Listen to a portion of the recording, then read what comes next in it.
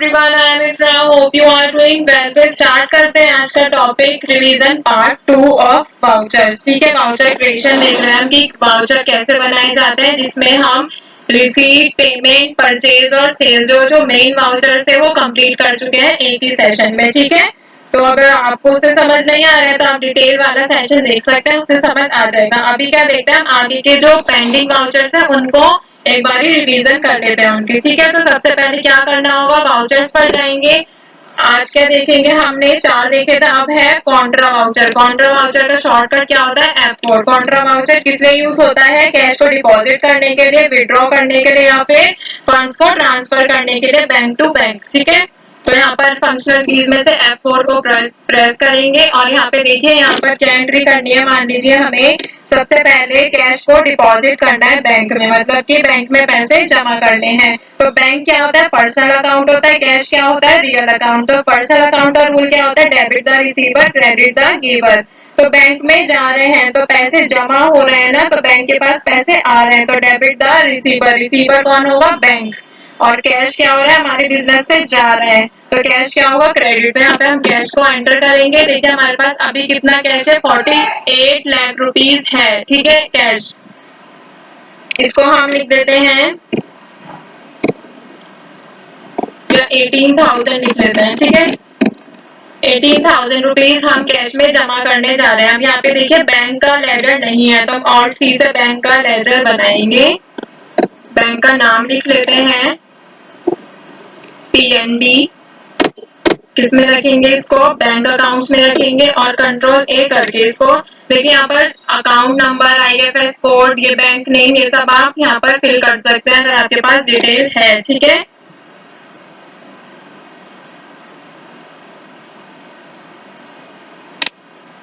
तो यहाँ से इसको कंट्रोल A करके सेव करेंगे और यहाँ पर देखिए ये जो अमाउंट था ये कम हो गया है। कितना बचा है, 47 लाख रुपीज 82,000।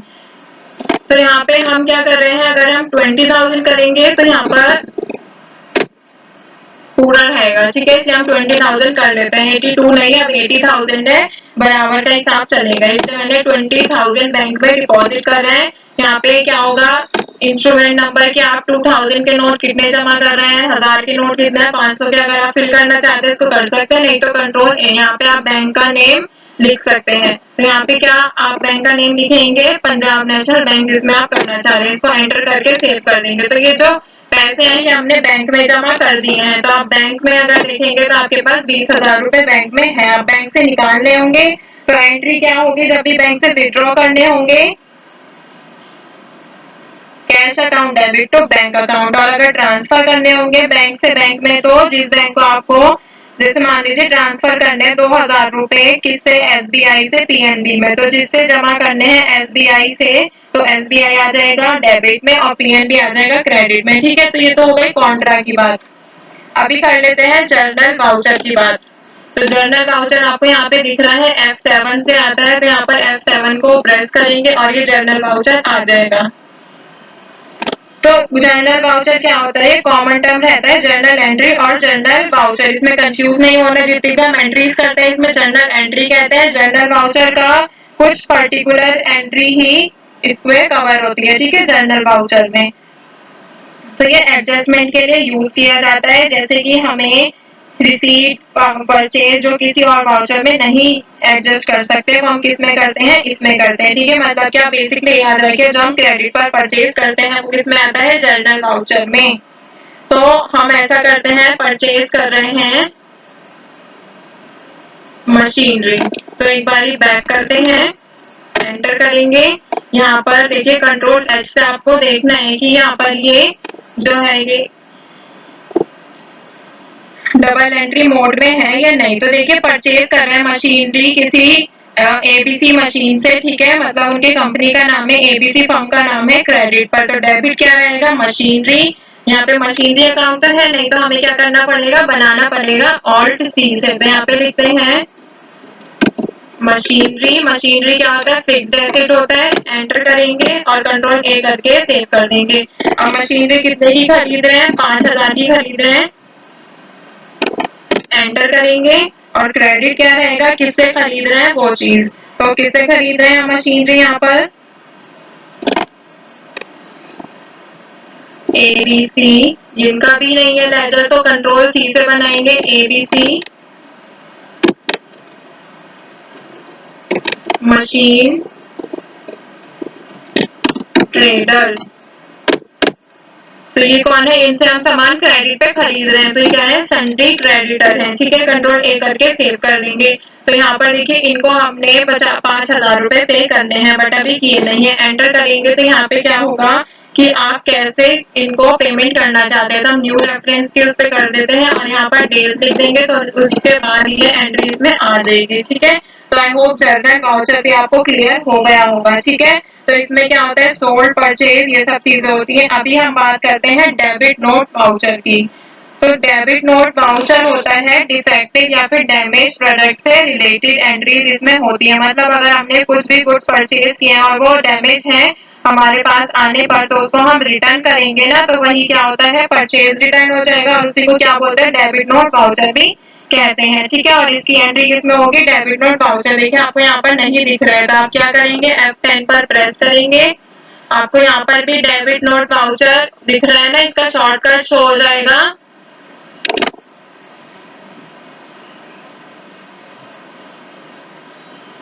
तो इसका शॉर्टकट क्या शो हो रहा है? ऑल्ट के साथ F5, इसको एंटर करेंगे ये ओपन हो जाएगा। अगर आपके में ओपन नहीं हो रहा है तो मैंने आपको बता रखा है F10 पर जाना है, शो इन एक्टिव पर जाना है और इसमें से डेबिट नोट को एंटर करेंगे तो पूछेगा एक्टिवेट करना है या नहीं। आपको एक्टिवेट करना है तो आप यस पर एंटर कर देंगे। मैंने एक्टिवेट कर रखा है तो इसीलिए इसमें क्या होता है? दो एंट्री होती है, परचेज रिटर्न या फिर डिस्काउंट ऑन परचेज। तो अगर हम परचेज कर रहे हैं डिफेक्ट मतलब प्रोडक्ट्स परचेज किए और वो डिफेक्टिव है तो हम उसको रिटर्न करना चाहते हैं तो क्या होगा? परचेज रिटर्न हो जाएगा। डिस्काउंट ऑन परचेज मतलब अगर हमने ऑनलाइन जैसे मान लीजिए ऑर्डर करते हैं हम ऑनलाइन, वहां से खराब प्रोडक्ट डैमेज प्रोडक्ट्स आ जाते हैं तो वहां से डैमेज प्रोडक्ट्स आ जाते हैं तो हम उसको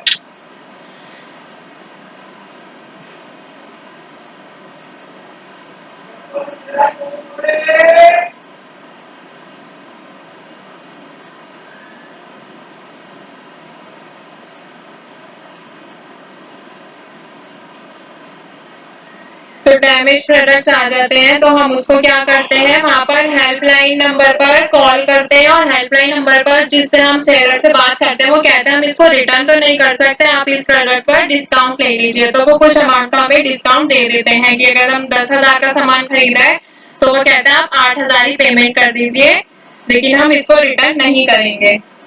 तो इसकी एंट्री किसमें होती है? डेबिट नोट वाउचर में। तो मान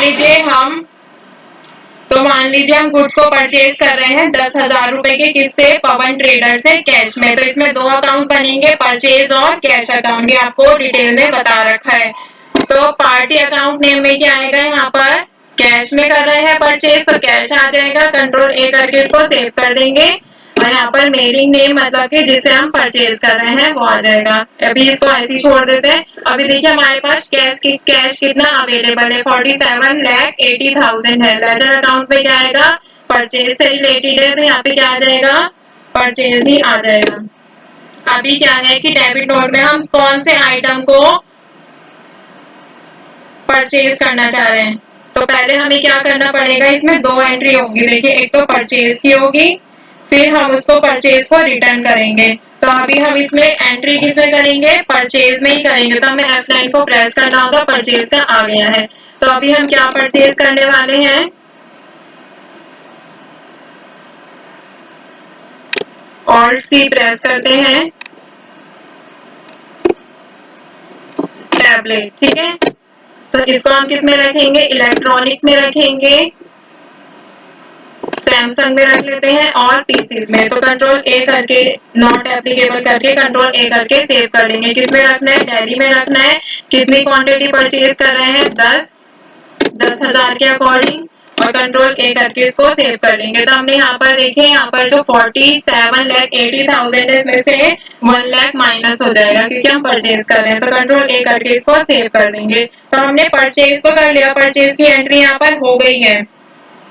तो अब क्या करना है? हमें F10 पर जाना है इसमें से डेबिट नोट को ओके करना है और एंटर कर देना है। तो अब डेबिट नोट आ गया है। अब क्या करना है, जो हमने सामान खरीदा था उसको हम उसमें से कुछ पार्ट हमारे पास डैमेज आ गया है, कुछ पीसेस उसको रिटर्न करेंगे। तो पार्टी अकाउंट नेम में कैश आ जाएगा, कंट्रोल ए करके इसको सेव कर देंगे, इसको भी कंट्रोल ए से सेव करेंगे। अभी यहाँ पर क्या है, लेजर अकाउंट। तो लेजर अकाउंट में हम क्या लिखेंगे, यहाँ पर ऑल्ट सी से